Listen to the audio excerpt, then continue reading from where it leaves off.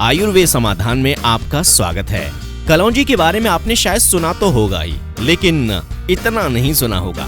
कलौंजी को सभी वैद्य एक अचूक औषधि मानते हैं। यहाँ तक कि हर दवा के साथ कलौंजी देने की परंपरा आयुर्वेद में हजारों वर्षों से चली आ रही है। तो आज आयुर्वेद समाधान लेकर आया है वैद्य जी की राय कलौंजी के इस्तेमाल पर। तो गौर से सुने और जाने कि कलौंजी कितनी आवश्यक है, जाने माने वैद्य जी आर निवास के साथ। अच्छा, कलौंजी का कोई विशेष महत्व क्यों है इतनी अहम? हाँ, सबसे पहले तो मैं आपको ये बताना चाहूँगा कि कलौंजी होती क्या है। जी।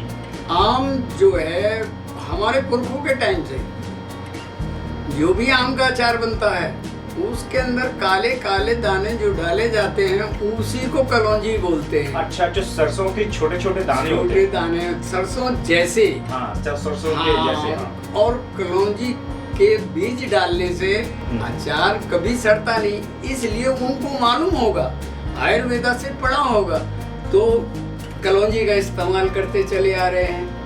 फिर कुछ वैद्यों ने रिसर्च किया, हकीमों ने रिसर्च किया। रिसर्च करने के बाद उन्होंने देखा ऐसा कोई रोग ही नहीं है जो कलौंजी से ठीक ना होता हो।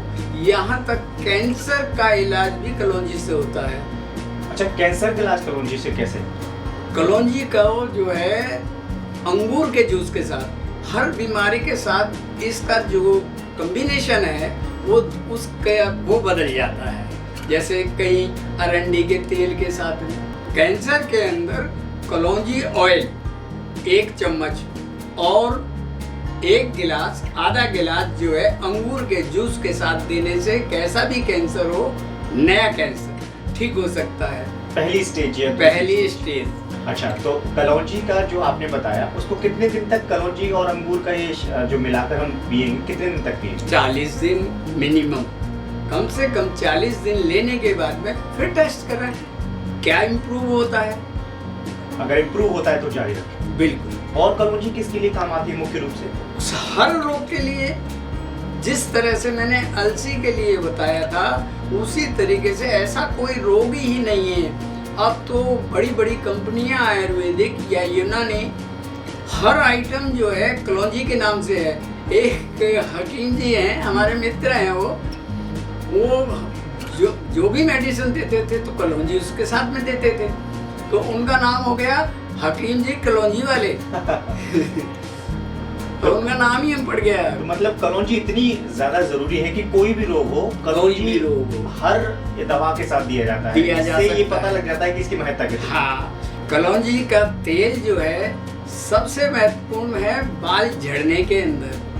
तो मैं जो है कलौंजी का तेल नींबू रस की कुछ बूंदों के साथ में बालों की जड़ों में लगाने के लिए एडवाइस करता हूँ, बताता हूँ। अच्छा। जिससे जो बाल झड़ रहे हैं वो तो रुकते हैं, जो उड़ गए हैं वो नए बाल उग जाते हैं।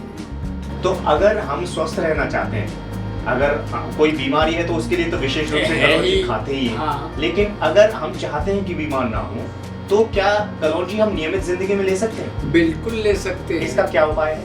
इसका उपाय ये है कि उसका पाउडर बनाइएगा आमदस्ते में या मिक्सी में, उसको ग्राइंड करने के बाद में आप चाय में 1 चम्मच डाल के ले सकते हैं, तो चाय के गुण बढ़ गए।